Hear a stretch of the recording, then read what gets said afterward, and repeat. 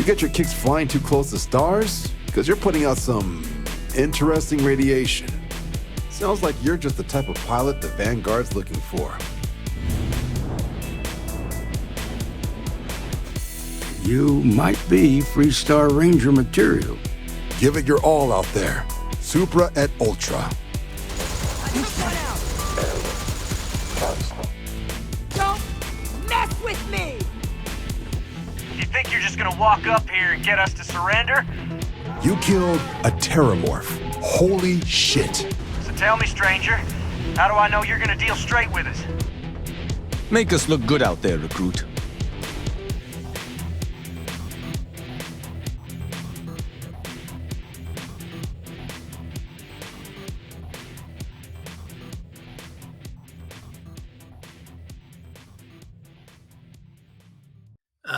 And if you could do your best Nicolas Cage in full meltdown mode, that would be great. Oh wow, hold on. I should go get my whiskey for that. Dirk, I need my whiskey. Get up here.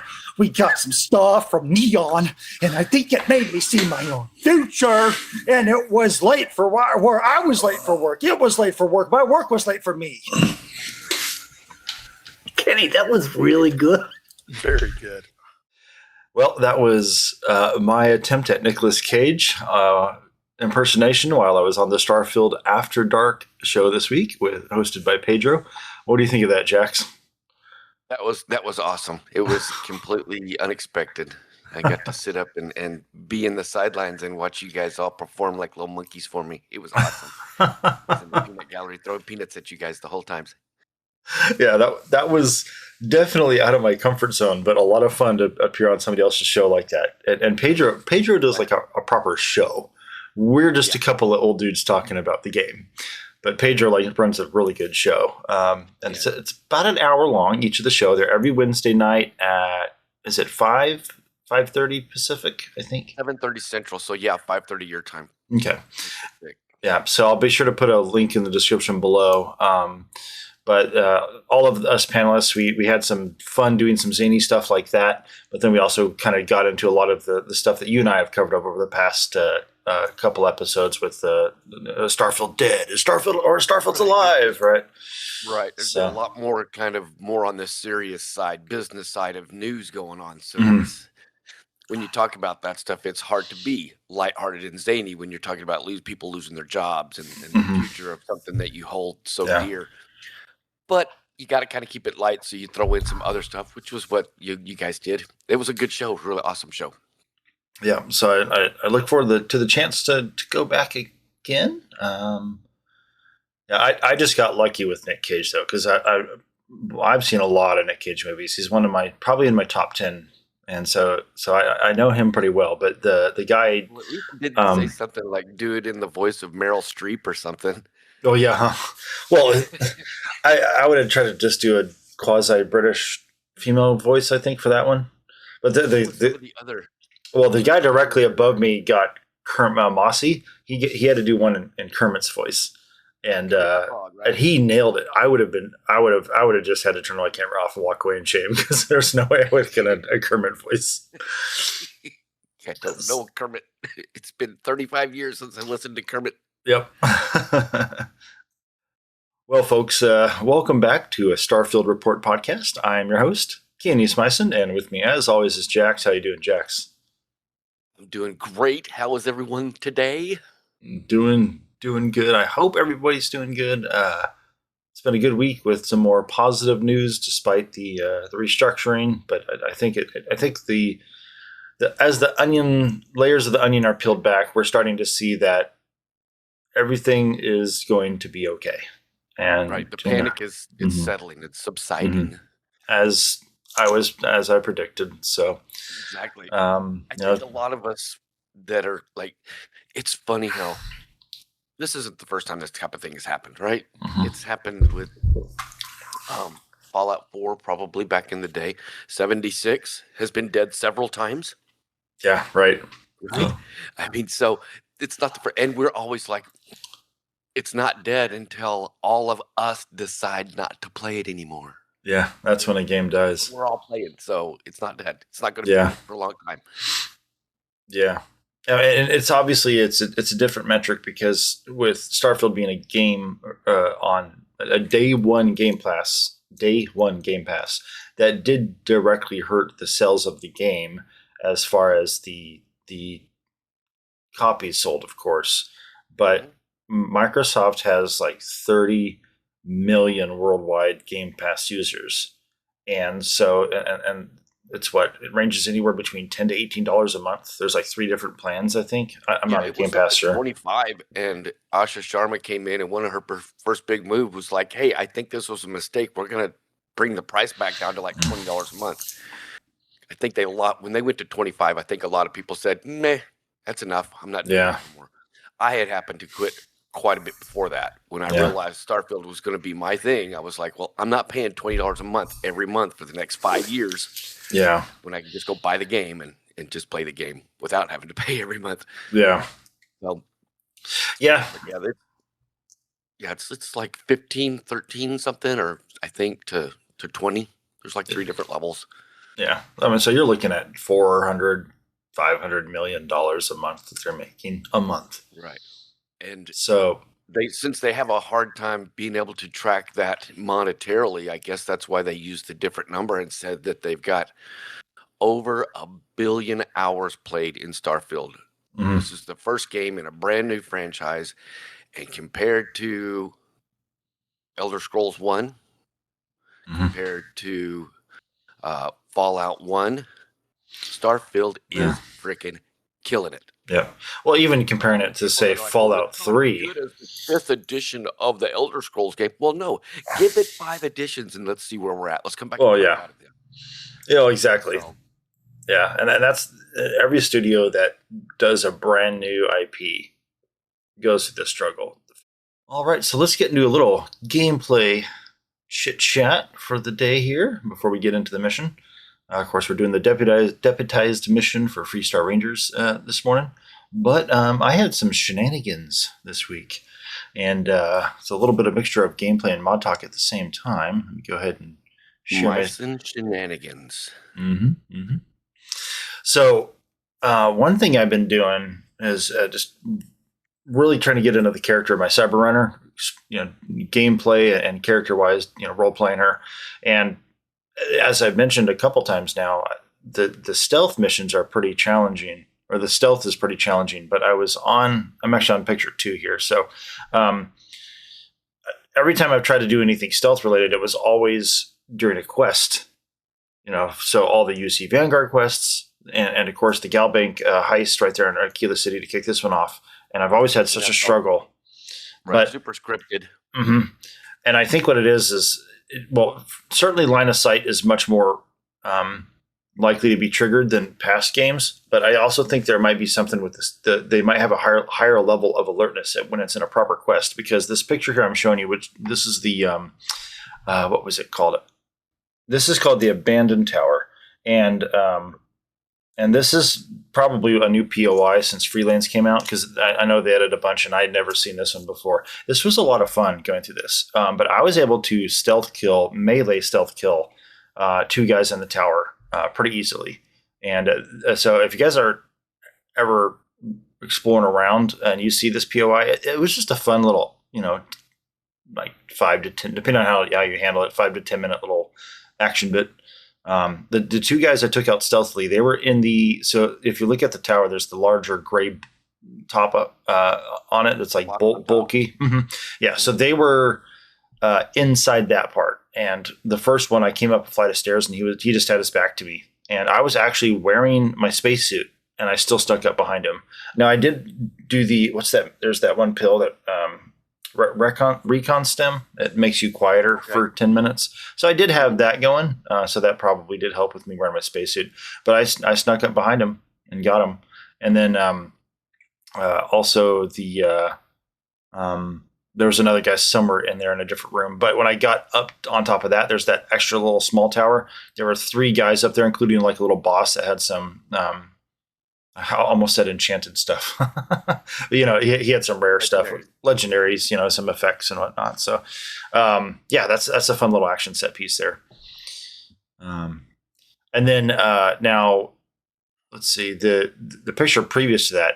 I'm running a mod called Captain's Matter, and in it, if you kill the captain on a ship, the other guys will surrender. So I had gotten attacked because I've got the wanted trait on this character. The Ecliptic attacked me, and I took out the smallest ship or two, and then I did my usual thing where I would board the highest level ship, disable it, board it, and the guy on the ground right there was the captain, right below the fire extinguisher, and the other two guys just put their hands up and they surrendered. Oh wow, okay. Yeah, so I mean it adds just another layer to it. You may or may not come across the captain first or in the middle or last as you're clearing out a ship. But now one thing I did do is I went ahead and just went up and attacked one, and they both just stood there letting me kill him. So that's, the only thing that I think that mod author should do is like, if you attack him again, then all bets are off. They should continue fighting. Yeah. Now, the one thing I did not test when this happened, I didn't think about it, but what happens if you go sit in the captain's chair, right? And if the guys are alive, surrendered, and you still sit in the pilot seat, will they? Will you be able to? Can you take the ship if they're still on it? So, right. But you're saying combine that with what? The other one where you can handcuff people, and you can arrest them and send them to your brig, right? And then so you got the captain taken care of, and then everybody surrenders. Then you go around and you go around and arrest the rest of the crew instead of having to kill them. Is that like immersive brigs? Maybe that's it. I don't know if that's immersive brigs or not, but there's like I've heard of people. I've never used them because like I get my point across with the tip of a bullet. But yeah. Well, there is a mod where I had heard about where there's bounty hunter mods where it literally lets you go up and identify somebody has a bounty on them, and you can confront them, and then if they surrender, you can arrest them, and then Okay.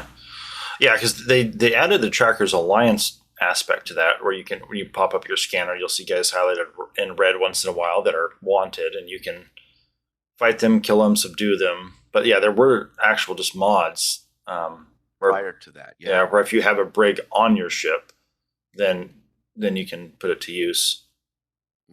So yeah, I think those two mods would pair well. There's some fun mods because there's other ones where you can be like an organ harvester. Oh, jeez. You got the working, what is it? Working medical bay, right? Practical medical bay. Functional infirmaries. Functional infirmaries, that's it. And then it shows you, instead of arresting somebody, it shows you put them in a body bag. Oh, that's dark. Then you can get back to your ship and go to the infirmary and I'm not sure if there's like a what's the place where the morgue, right? If there's a morgue, if this happens to come with like a mortuary hab that you could put on your ship, but then you throw the body bag onto one of these tables and you can harvest organs, and then you can go sell the organs for $6 or $10,000. Oh man! If you were to find the contraband organs. Yeah, yeah. So instead of being an Aurora dealer, you're a liver dealer. Man, that's wild. There's a lot of you start thinking about that kind of stuff. There's so much role play you can do with this. Yeah, you just go and say, okay, I want to do this kind of thing, and you can make start making movies and whatnot out of your gameplay and have episodes, right? Yeah, I used to watch a bunch of them on it was called Ridge Runner, I think, and it was with Skyrim. And this guy had how when you're playing Skyrim and you're walking through the wilderness and somebody walks up and says, "Hey, I have a message for you." Oh yeah, yeah. Well, this guy took the theme of that and decided he was going to be the messenger. And so he recorded snippets and angled them and edited them to it in a manner where it looked like he was running around trying to give messages to different people, and it had like his internal dialogue, and he would go into dungeons, and the Draugr would start attacking him, and he's like, "Oh, I got to get out of here! I got to get this message to so and so in Whiterun," you know. And so he did this whole thing. There was 10 or 15 different episodes with this guy. I think his name was the Ridge Runner. I can't remember for sure. But it was, you come up with the premise and then you go make your own fun. Yeah. I don't know how long that took him, but I imagine it took him quite a while. And he wasn't just playing the game and playing Quest. At this point, he's making his own adventure. And now he's got another 100 hours, 200 hours in the game, not even following what the game was doing. You know what I mean? Yeah. So, I mean, it's the literal definition of role play. Right. There's so much to do, and you start looking through the mod list and go, "Oh, if I pick that one and this one and this one and this one and link all those together and have those on one guy, I could do this kind of a run or that kind of a run." Imagine being, say, like armored car services for Galbank. Oh, okay. Yeah. You could be the delivery, the money delivery guy for Yeah. Galbank. Yeah. And you could role play that for a while. Yeah. Or anything. I mean, that's just one I just came up off the top of my head. What else could you do? Yeah. I don't know. How about? Well, think of any job that exists in the settled systems and do it. Right. Yeah. Now you might not necessarily play for. Well, look at the backgrounds. You can literally role play every single one of those backgrounds. And you can be the chef and go around, looking for unique foods at merchants, or if you're a more aggressive chef, do some hunting on your own. Right. And now there's at least a half a dozen different mods that, with that in mind, you go and look at the mod list and go, okay, I want Galactic Harvest, because that's going to give you another 80 different recipes. Right? And you could, it even gives you a giant restaurant. And then you could do one like the Chunks franchises, and you could be a franchise owner of a Chunks as a chef. And you could just stack mods that all relate to that and have a whole playthrough of just being a chef. Well, yeah. And you know what? I think what really sets Starfield apart on another level above Skyrim and Fallout. Now, I don't think Skyrim. Starfield's not a. I like Skyrim more as a game between Starfield and Skyrim, to be fair. But one strength it has is the shipbuilding, and it's not just because I like building ships, because it's an extension of your character. And so if you're playing a chef background, you can build a spaceship that is a food truck.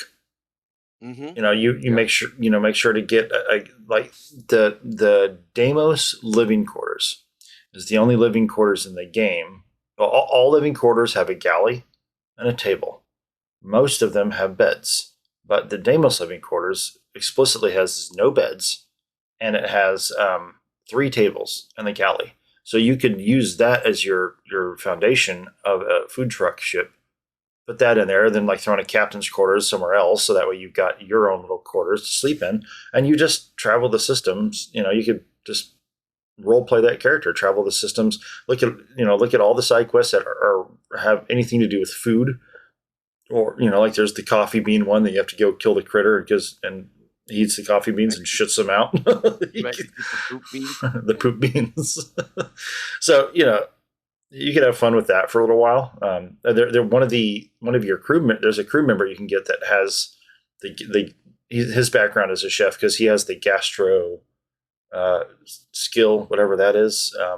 Helps your gastronomy. Yeah, gastronomy. I think that's one of his skills. He's got the wild, crazy hair like the collector guy. Yes, I did have him on my ship as my personal chef for a while. Yeah, he's pretty. He's pretty nutty. So, yeah. That's so you can role play it all different kinds of ways on it. Let's see here. What else do I got? I've been kind of stress testing my new Class C. Oh, that's right. Yeah. Class C ship. It's going pretty good. It's looking really good. It's ginormous Oh compared yeah. to the other ships that I make. I mean, it barely fits in New Atlantis. Mhm.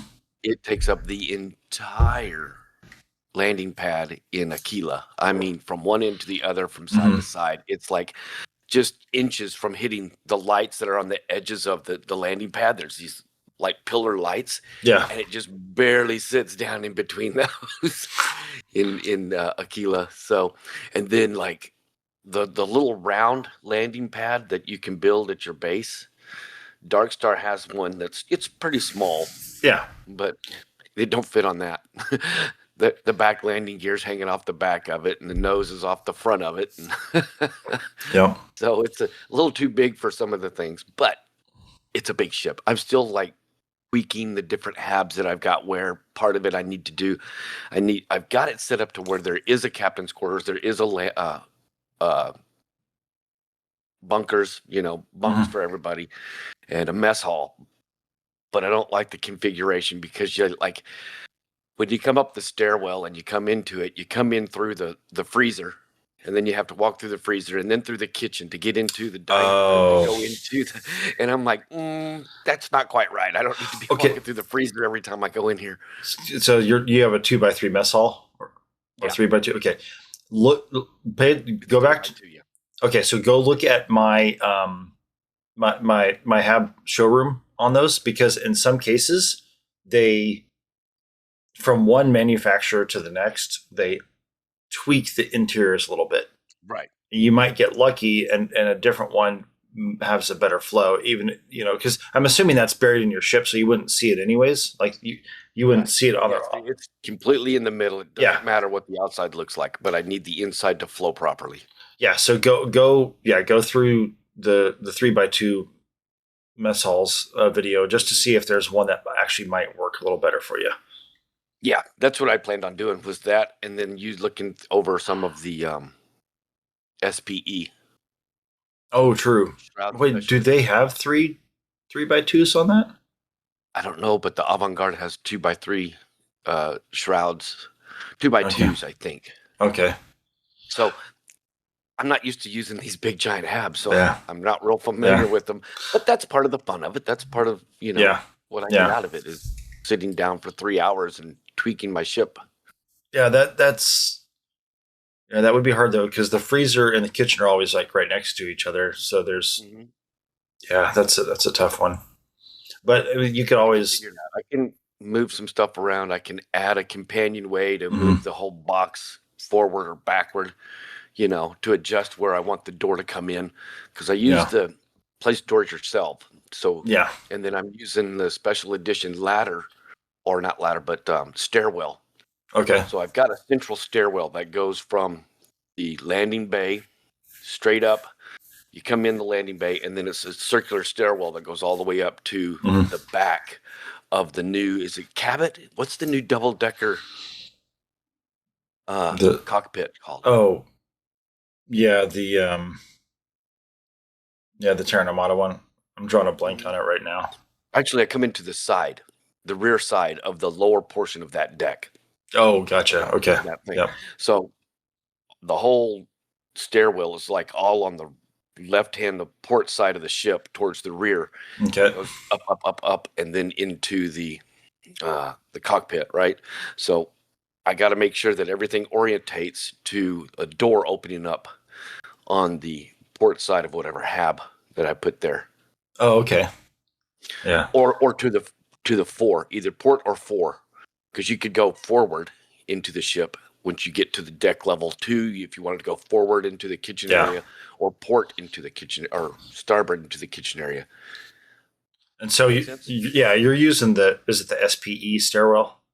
Yes. Yeah, those things are awesome. And I like the fact that I don't know about the very top level, but certainly on most of the levels, except for where the stairs go up and do the U-turn, that mid landing, you can't obviously have a door there, but you can have a door on the sides and the front, but not the back. And so I actually did that on a ship. I discovered this when I was first putting it on. You can flip it and have doors on each side in the rear, but not the front. Yeah, you can have doors on 3 sides. All 4 you can rotate that thing on all four accesses to where, you know, yeah. So you've at least got doors and or windows on 3 sides. Yeah, because I have a 3. Yeah, I've got a 3-story stairwell. So when you walk into the side bay of my ship, of my newest ship I was working on, you're in a companionway. It's one of the bigger ones. You can go straight into the stairwell. If you go right, if you obviously go straight, you go up the stairs. But if you go right, you go into the big bathroom, or it's the 1-by-1 bathroom, but it's got 3 showers in it. Or you can go left into the bunkhouse, which that has, I think a total of 12 or maybe 14 beds in there. But if you start putting doors, you'll lose pairs of beds. So I think I've got like 8 beds in it. And but yeah, that's been a fun ship. That was the Hammerhead one. So yeah, I'm gonna have to look into finding that, like the bunkhouse shower hab, where it's like a dorm room showers, multiple showers. Is there one like that?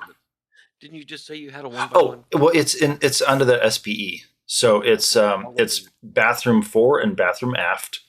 So you can only, which I don't know why he doesn't have a starboard and port, but you either enter it in walking forward on your ship or enter it walking aft.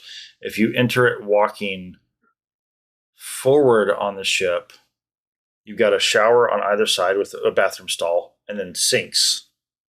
But then there's on the other side, if you enter it from the other direction, then you lose the sinks, but you have a 3rd shower right there. So if you have, that's because the 2-by-1 bunkhouse has a whole bunch of beds and 1 bathroom. So if you got that many beds, you're going to need another bathroom, because 1 bathroom for that many people. That's also in the SPE, right? Yeah, it's all in SPE. And in fact, I'm going to start where there's like bed, there double beds, and then a small hallway, double beds. Yep.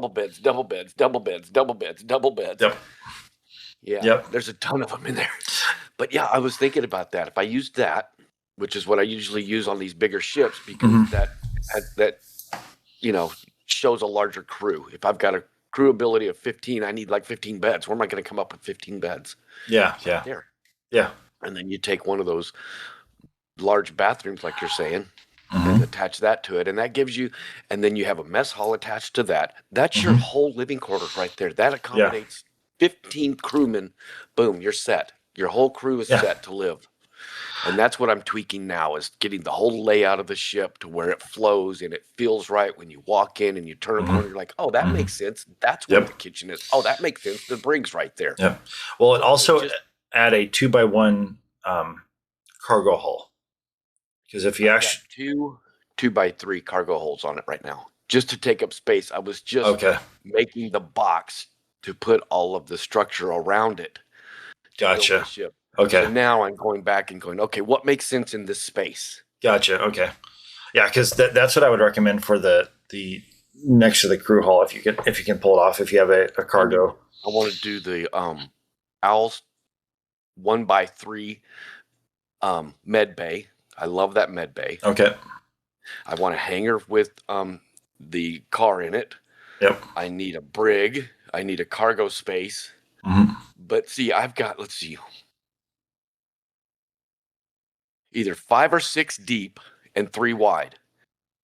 2 levels of that. And then like 4 deep and 3 wide. And then. Okay. So I got a ton of space I can fill up. Okay. Yeah. Trying to think of some of. I'm going to start doing the SPE hab showrooms now. I'm currently doing just the elevator and the stairs. Well, and the ramp, which is a stair technically, as well as the splitter. All the habs that are under the utilities category. So I'm working on those. But that 2-by-1 cargo hold is perfect to go into a place where you're like, man, I just need a 2-by-1. And if you actually look at the mess halls, if you think about how much food is technically stored there, if you got 10 guys, if you got a bunkhouse with 10 beds, plus or minus a couple, There's not a lot of food there. I mean, you're talking only probably a few days of food.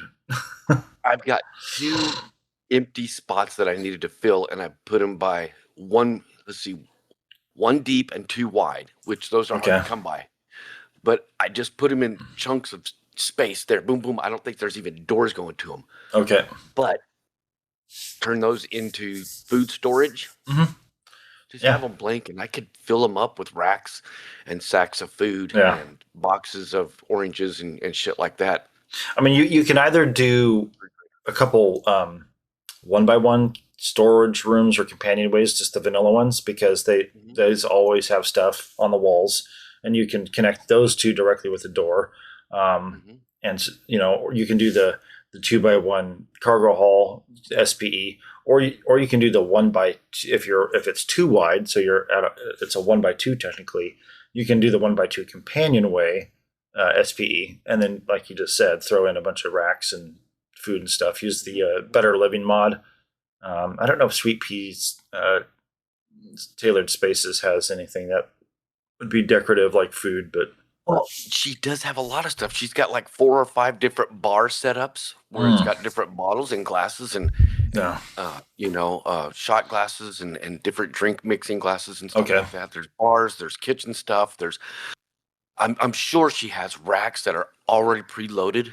Pack out with a lot of food pantry items. You'd have to if you want some ideas on how to do to decorate a ship, go watch some of Sweet Pea's videos where she's on her ship. It's incredible. She takes just an empty hab and then start using walls and barricades, stuff like this. On her ship. To make a room or a cubby, and decorates it with these plants and different wall. It's incredible the way and it looks so natural. I'll have to check, because she periodically updates it, and when I update the mod, I don't always go through and see what she's added. So I need to make sure to do that anytime I see that she has an update on it. She's the last thing consistently she did and updated was last thing I saw was a lot of her benches. And so when she first did her benches, they were like a large placemat size. And she's got them down to like a helmet. Oh, yeah. Gun magazine. I mean, just like these tiny little things you can set down so that they're not taking up so much space on top of a bench or something.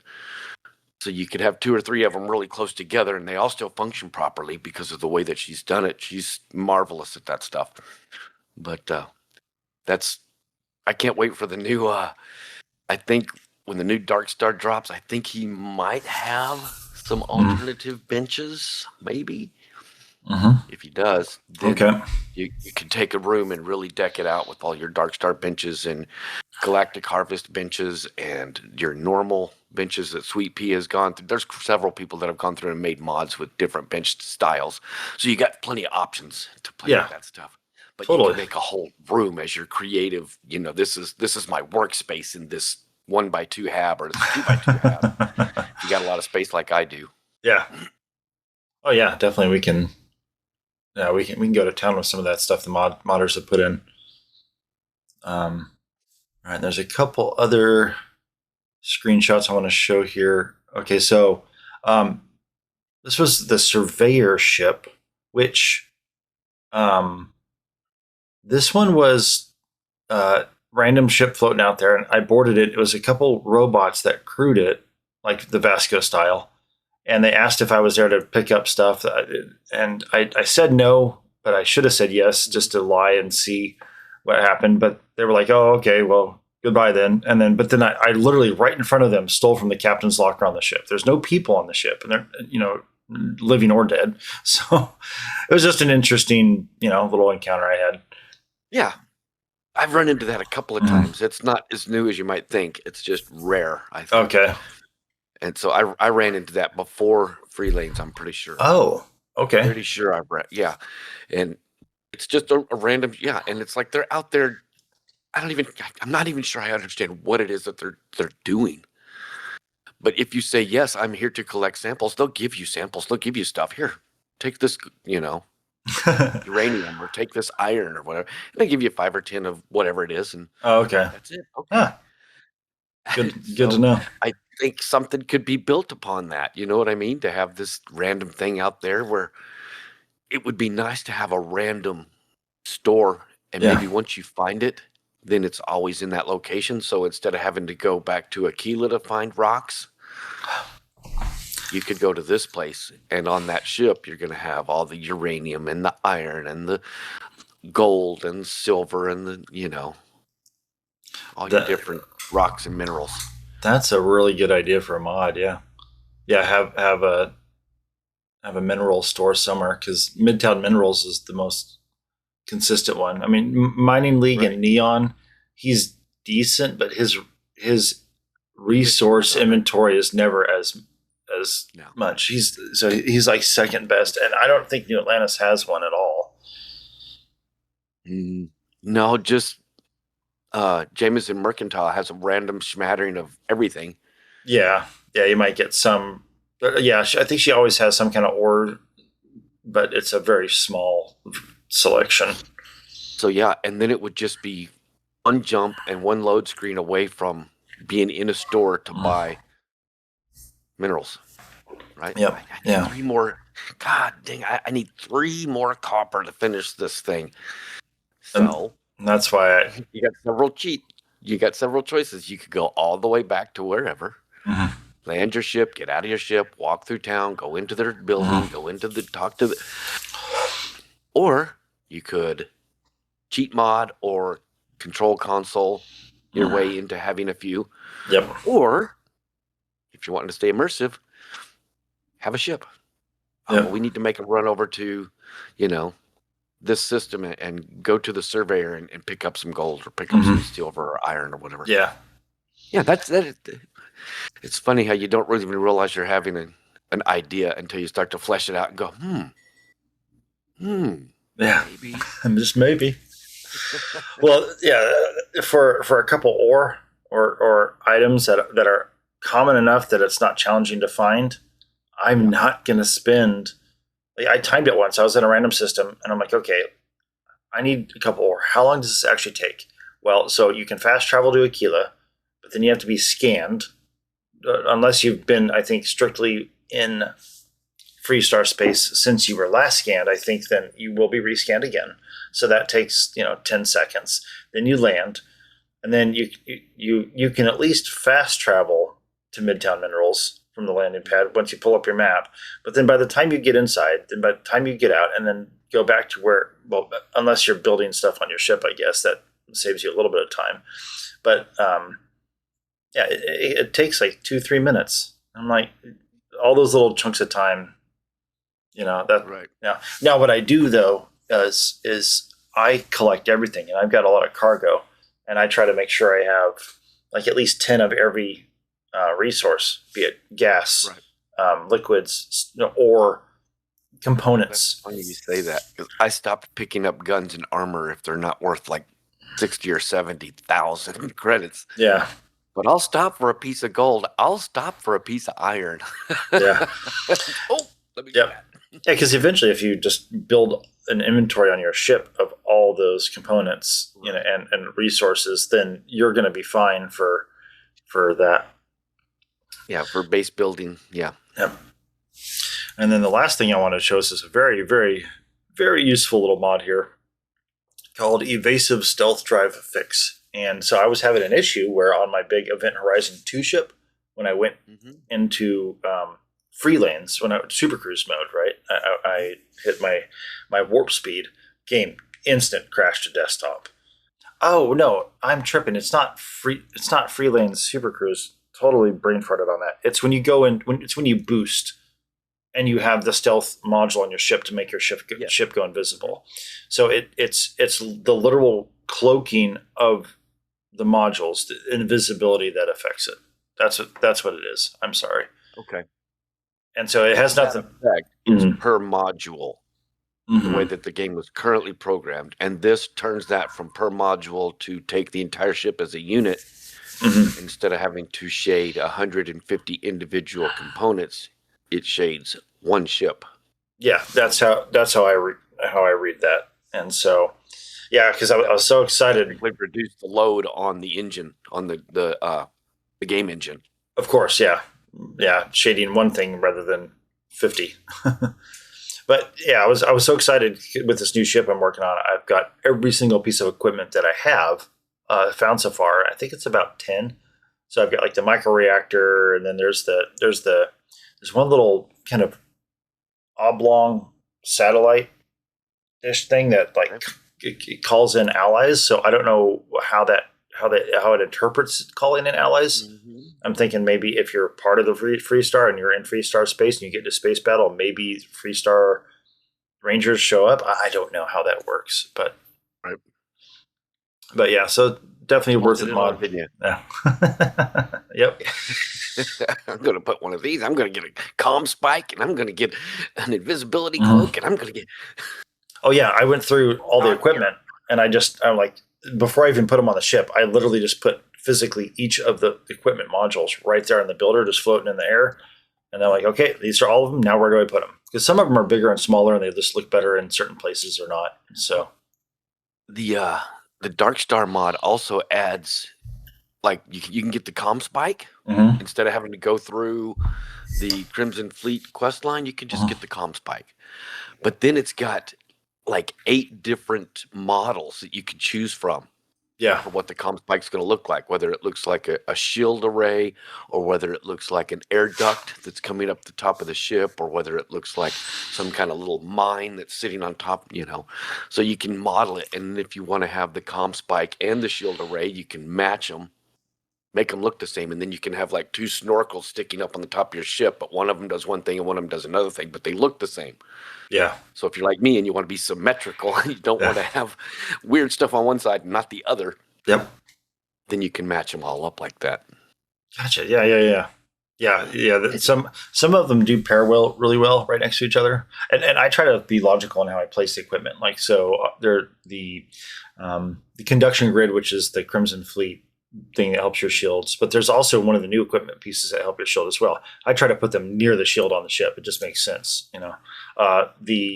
there's the comm spike, and then there's something else that has to do with targeting. That's a new piece of equipment. I usually put those next to each other, and if I have a computer core on my ship, I usually put them right next to that if possible, just to have it make sense.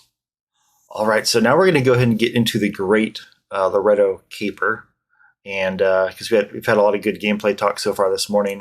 The next Freestar Ranger mission deputized, we're going to have as be its own show, because that quest is a little longer because it's kind of like 2 quests in one. But the Great Laredo Caper is a good little quest you can do that is part. If you're into the Freestar Ranger and you're role playing, you want to kind of be involved in it, definitely do this one. You can either do it before you do anything Freestar Ranger related, or you can do it during the Freestar Ranger quest. But like basically, when they bring you a salad before they bring you the entree. Right? Yeah. So in my case, we've already done the Galbank heist mission, Job Gone Wrong. And then from there, I go do the Great Laredo Caper. And I'm just kind of role playing this. So I do the job just to help out, kind of, but this character wasn't necessarily too gung-ho about signing up for the Freestar Rangers, even though she had That wasn't the plan when I landed here. Exactly. But I guess if you guys need some help, you know.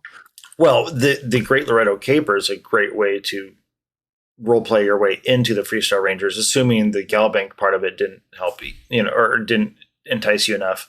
And so, so as my character's kind of strolling around the city, comes across the 2 girls that are, they suspect there's a break-in. There's some robbery going on at Laredo Firearms, and so the one of the main girl is the daughter of Emma Wilcox, who is the second in command of the Freestar Rangers, and she's got her friend there, and so they want you to help catch a thief, and this can be a pretty short quest, I guess you could say, but it gives you definitely some flavor in the role play department, and how you talk to the girl. I can't remember her name, the daughter, but what is it?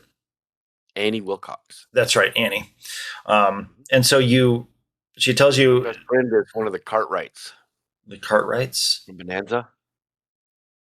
From the show Bonanza. Just kidding. Yes, she is. Her best friend is Emily Cartwright, and the only Cartwrights I could think of is Bonanza. Isn't that right? The old show. Yeah, Bonanza was slightly before my time. I didn't. Okay. I know the name of the show, but my age is peeking out, isn't it? Yeah, you're on the older end of the Gen X compared to me. So, but yeah, all she wants you to do, this is where last week you were talking about that back door from the Laredo Arms that goes to the firing range, and all it is from where the girls are standing to the front door.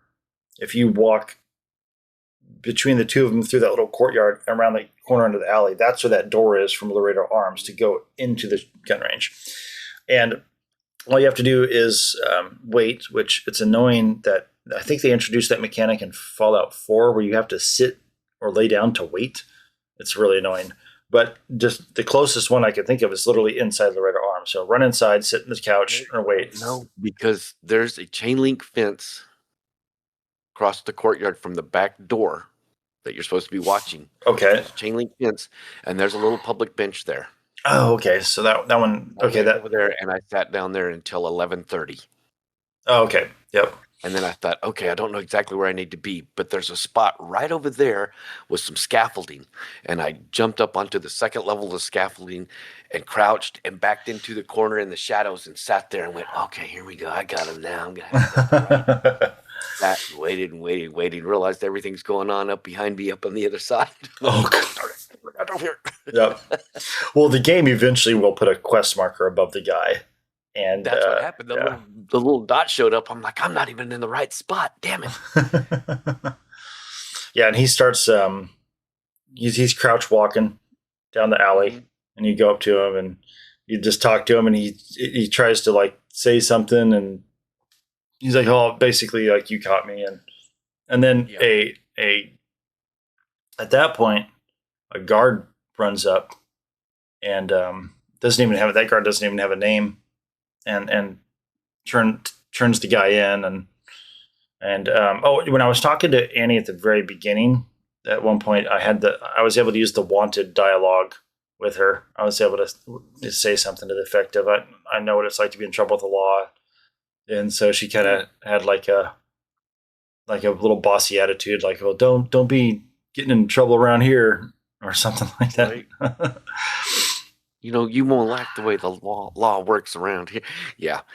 She's fun to have the dialogue with. It was kind of cool to listen to how proud she was of being the assistant to the, what was her title? It was some kind of assistant city watch helper or something like that. I mean, it was totally a made-up title.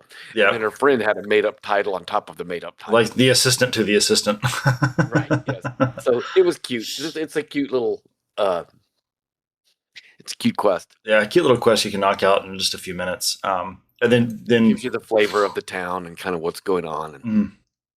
And then you go turn it in to Emma, who's going to be in the Rock, the Freestar Ranger headquarters.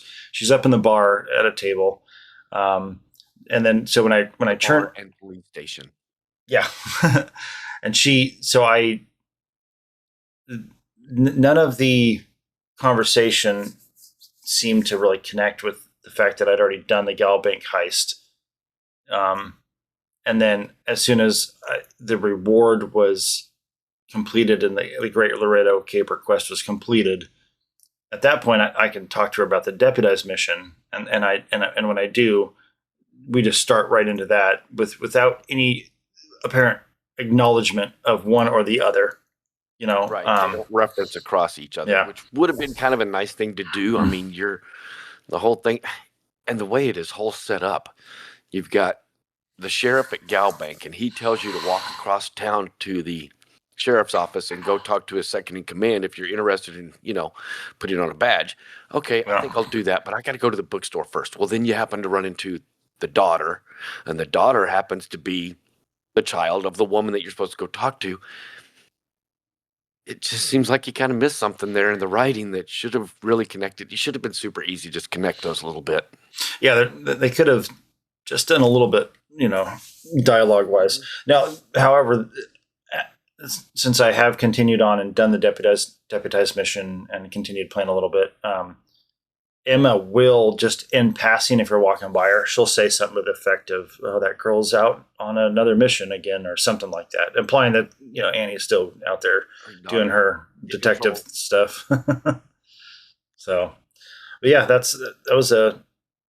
It's almost seems like it could have just been a side quest within the Freestar Rangers, where maybe the girls don't appear there unless you've that thought. No, I'm pretty sure they were already there. I was thinking maybe they don't appear there until after the Galbank heist is completed, implying that you've already started working for the Rangers, and then that causes them to spawn there where you can hear them as you walk by. But I think they're already there, because when I got to the city ages ago on this character, I just pretended the bank heist wasn't even happening yet. But it was funny because the bank heist was just like for months was just sitting there waiting for me to actually start it. But I'm pretty sure I ran into the two girls already, or passed by them already over there. But yeah, fun little quest. Good to add a little bit of depth to the role play of being a Freestar Ranger. Alrighty, well, anything else you got going on? No, I got plenty of stuff to do today, and then I got to get caught up on a little bit of homework for the podcast this evening, and then we'll get back to regular episodes, right? Yeah, deputized. We'll get that one recorded and get that one out. So yeah, so we'll go ahead and do the deputized mission. We'll release that next weekend, so that way we've got try to get a once per week as best we can spacing on our episodes. So. Yeah.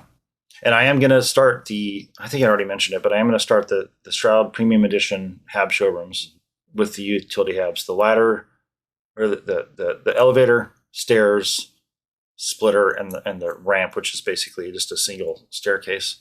I'll get that. I'll start working on those hab showrooms. That'll be pretty useful. Yeah, good times, right? Oh yeah. Yeah, I love those hab showroom videos because I still use them myself. So some habs I have memorized pretty well, but some I don't. Especially with this new character only doing Teo ships, because I hardly ever build with Teo stuff. So I'm like, crap, what's inside that hab? I don't even know. Right.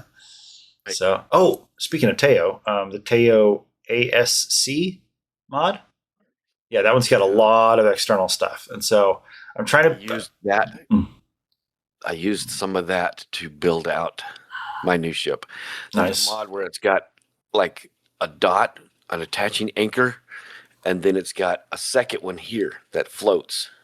Yeah. And you can move it to 45 degrees, 90 degrees, 45. Oh, when it's the very thin piece. Yes. Yeah. Like an anchor plate, but instead of an equipment plate just clicking on, it's got an equipment plate with an attaching point beside it. And you can move the attaching point to 45 degrees, 90 degrees, 45 degrees.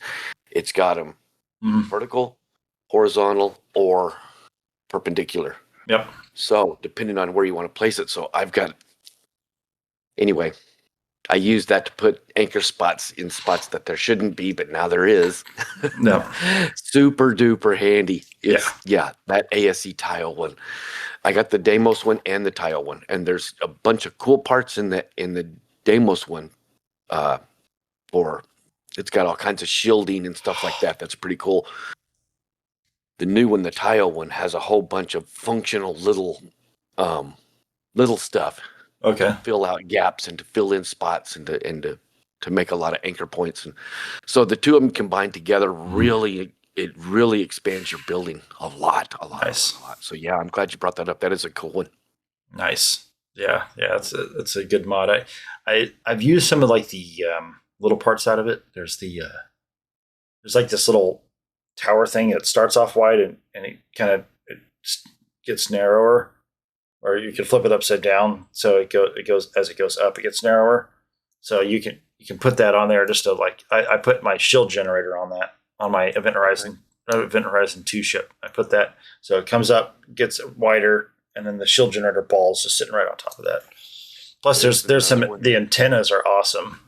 That's what I was just going to say that. Yes. And once you find the antennas and then you realize that you can click left and right and you're like, there's 3 or 4 different antenna arrays here. So you could set up antenna arrays hanging off the bottom of your ship and it would look more like some of the Star Wars antenna arrays that hang off of ships that are just kind of random on the back of the ship. It really looks great like that. So, yeah, lots of little parts and pieces in there. That's a good one. Yeah, and I do look forward to. I'll build a couple Class C ships with this character, and one will definitely use the a lot of those larger pieces where it's like hard to describe. A lot of like very thin structural platings where if you're putting them all together right, it can make the ship look like nice and curved. Not as one solid piece of metal and not a hab built ship. Not a modular ship. I mean, so right.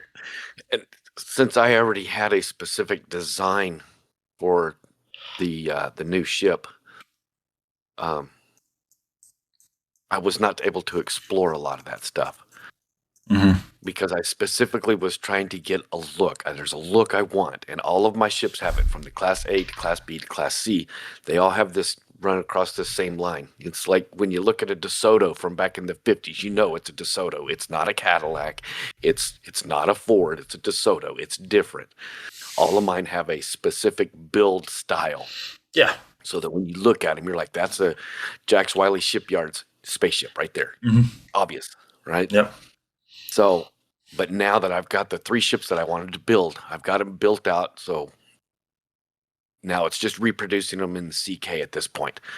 But now I can explore some of those parts now and start playing with some of those wing shapes. And there's a bunch of different wing shapes that are really, you can make them like really arrowhead kind of shaped, or you can have them broad to make like a delta wing shape. Yeah. So, and then there's like angled, and you can set the angle of what they sit at. There's tail fins that. Oh yeah. Tons of parts. Lots of stuff to play with again. So I'm excited about that. Yeah. Tons of good stuff that you can just play with on that mod. I'll have to. I feel like a little boy with a new Lego kit. Yeah. And I'm glad it's a Teo piece, because this character it doesn't take. I don't know. I don't know what it is about the Teo pieces. I just don't. My creative juices don't flow as well when I'm working with those parts. But I've enjoyed the 3 ships I've made so far for her. Of course, my latest one was the submarine style, where it's just one long, slender ship, three decks. But yeah. Oh boy. Those Taio pieces are really good for that. I mean, they're specifically built that way, where they've got a round top and a round bottom, and you can make a center square block one, and specifically turns right into a submarine if you just put the pieces and stack them. Yeah. Well, maybe that's why it's challenging, because there's the parts are less versatile. It's like this part is intended to go with this piece. This part is intended to go with this piece. So then the creativity is not there. You're almost forced to. The one thing I did is I took the Hope Tech bay, because I have the rotated bays mod, and I flipped that backwards, because in the vanilla game you can't. The Teo one you can, but that's one where you walk into the ship, through the door. It's not a ladder going up into it. But so I thought about putting that one and then having, going into a hab and then before going up, but I just didn't want to deal with another ladder in the ship. That's what I was gonna do, that and go straight up into the stairs.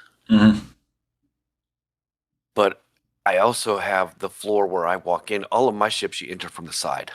Okay. So when you step into the bay, that's already a deck. Yeah. So once you step onto the ship, if I was to go up, I would have to go up and then over and then back down to get to that deck. Yeah. So all of them have to walk in through the bay and into the directly door across the entrance in order to access that bottom bay. And that's always going to be my cargo bay and a med bay for emergency medical attention and ease of cargo movement. Okay. Yeah, the only times I've ever gone up into a ship and then gone down to the first deck is when I build a ship that has a brig, where you'd want it down where you could just shut the hatch if they get out of their jail cell, right? or Right. if for some reason I have the hab or the dockers on the bottom of the ship, maybe that Slim Damus one, and so I have yeah. Because typically, yeah, it's weird to go up into the ship, over, and then back down. So I did something different on this ship. I put the docker beside the cockpit. It's not on top, and it's just barely tall enough for it to be okay on the shipbuilder, for the shipbuilder to clear it. Okay. But I've not docked with anything yet, so I don't know what that's going to look like when I dock, and it's going to be like right up against the other ship.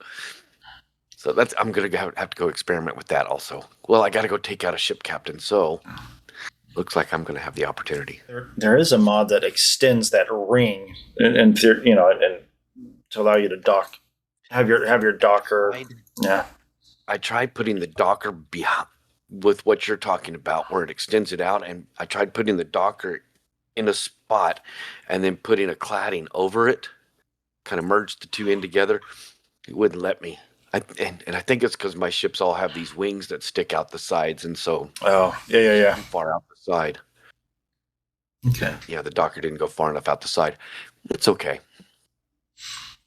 Speaking of merging stuff, so one thing that was annoying was the tail cowling that kind of curves down.